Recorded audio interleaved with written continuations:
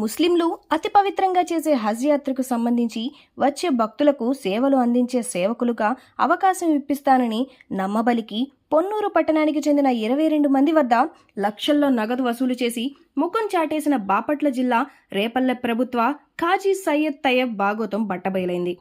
మక్కా మదీనా దర్శనానికి వచ్చే హజ్ యాత్రికులకు సహాయకులుగా పనిచేసి ఉద్యోగాలు ఇప్పిస్తానని నమ్మించి మోసం చేశారు. దీనిలో ప్రధానంగా రేపల్లె ఖాజీ తయ్యబ్ తన సోదరుడు అయిన సయ్యద్ తాహిర్ మరియు పొన్నూరుకు చెందిన కొంతమంది సహకారంతో అక్రమ వసూళ్లకు పాల్పడ్డారు. పట్టణంలోని పేద ముస్లింలను లక్ష్యంగా చేసుకుని ఒక్కొక్కరి వద్ద 60 నుంచి 70 వేల వరకు 6 నెలల క్రితం వసూలు చేశారు. 6 నెలలు గడిచినా వారిని పంపకుండా కాలయాపన చేస్తుండటంతో బాధితులు ఖాజీ తయ్యబ్ను నిలదీయడం జరిగింది. ముస్లిం పెద్దల సమక్షంలో నగదు తిరిగి ఇస్తామని ఖాజీ తయ్యబ్ సోదరుడు తాహిర్లు ఒప్పందం చేసుకున్నారు. ఇప్పటి వరకు ఎవరికీ నగదు తిరిగి ఇవ్వకపోవడంతో మోసపోయామని గ్రహించిన బాధితులు ప్రజా గ్రీవెన్స్లో పొన్నూరు తహసీల్దార్కు ఫిర్యాదు చేశారు. రోజువారీ కూలి పనులు, చిన్న చిన్న వ్యాపారాలు చేసుకుని బతికే తమను దేవుని పేరుతో ఉద్యోగాలు ఇస్తామని మోసం చేసిన వ్యక్తులపై కఠిన చర్యలు తీసుకుని తమకు న్యాయం చేయాలని బాధితులు వేడుకున్నారు. నా పేరు పఠాన్ మొహమ్మద్ షఫీవుల్ అండి. నేను సమస్య బల్ల పెట్టుకుని రోడ్డు పక్కన జీవనం సాగిస్తుంటాను.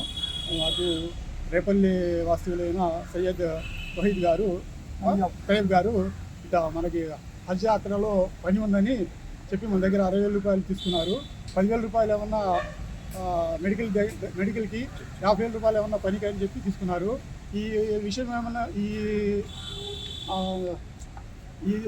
విషయం ఏంటంటే మన ఇక్కడ మద్రసా నుంచి, ఇక్కడ పొన్నూరులో మద్రసా ఒకటి ఉంది, మద్రసా నుంచి ఈ విషయం బయటకు వచ్చింది. ఆ మద్రసా బయటకు వచ్చేసరి మన మద్రసా ఇక్కడ ఉంది కాబట్టి మనకు ఆ నమ్మకంతో వాళ్ళకి 60,000 ఇచ్చాము. తర్వాత ఇది విషయం కూడా ఒక 6 నెలల నుంచి, ఇది రంజాన్ నెల నుంచి జరుగుతూ ఉంది. తర్వాత ఏంటంటే రంజాన్ ముందు మీరంతా వెళ్ళిపోవాలి, మీరు 60,000 కట్టించుకున్నారు.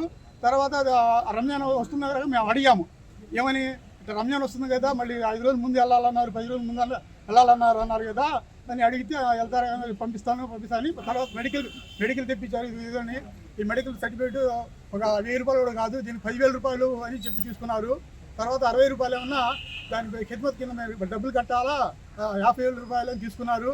తర్వాత మేము ఇటు బయోమెట్రిక్ అని వెళ్ళాము. ఆ బయోమెట్రిక్ వేసింది కూడా మన దగ్గర ప్రూఫ్లు ఉండేవి. బయోమెట్రిక్ వెళ్ళి ఆ బయోమెట్రిక్ వేసి వచ్చాము.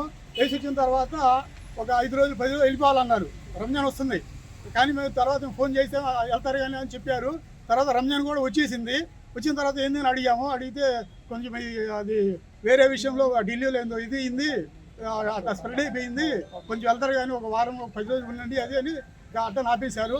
మాకు అనుమానం వచ్చి మేము పెద్దల సంవత్సరంలో మన లాయర్ గారైన అంజుమన్ కమిటీ గారు, మన మగ్గుల్ భాయ్ గారు, తర్వాత మన మామగారు, తర్వాత కొంత పెద్దలు మేము ఆశ్రయించాము. వాళ్ళు పిలిపించి మాట్లాడితే వాళ్ళు తప్పించుకోవడానికి రకరకాల ప్రయత్నాలు చేశారు. తర్వాత వాళ్ళు ఇక్కడ మద్రసా వాళ్ళ చుట్టాలు వచ్చి వాళ్ళని ఏదో మన పెద్దల సంవత్సరంలో రాజీ చేసి పిలుచుకెళ్ళారు. డబ్బులు నెల ఒక 3 లక్షలు ఇస్తాము 22 మందికి అని చెప్పారు. సరే అని మేము వదిలేసాము వాళ్ళని. తర్వాత మళ్ళీ టైం ఇచ్చారు. వాళ్ళు 10వ తారీఖు, నెల 10వ తారీఖు అని చెప్పారు. ఆ 10వ తారీఖు వస్తారు, వాళ్ళు స్పందన లేదు. తర్వాత మేము పెద్దల సంవత్సరం వెళ్ళాము. వాళ్ళు ఫోన్ చేసి పిలిపించిన తర్వాత మళ్ళీ అగ్రిమెంట్ కూడా రాసిచ్చారు మనకి. ఇది మరి వచ్చే నెల 20వ తారీఖు 3 లక్షలు ఇస్తాము, తర్వాత మొత్తం ఏముంటే మీకు ఇచ్చేస్తాము అని.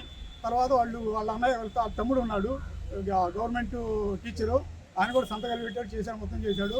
తర్వాత మాకు అసలు ఇప్పుడు వచ్చి మనం మాట్లాడితే అసలు ఏం స్పందన లేదు, రెస్పాన్స్ లేదు. అందువల్ల మనం వచ్చి మన ఎంఆర్ఓ గారికి మనకి దయచేసి మన ఇష్యూ మీద న్యాయం చేయాల్సిందిగా కోరుచున్నామండి.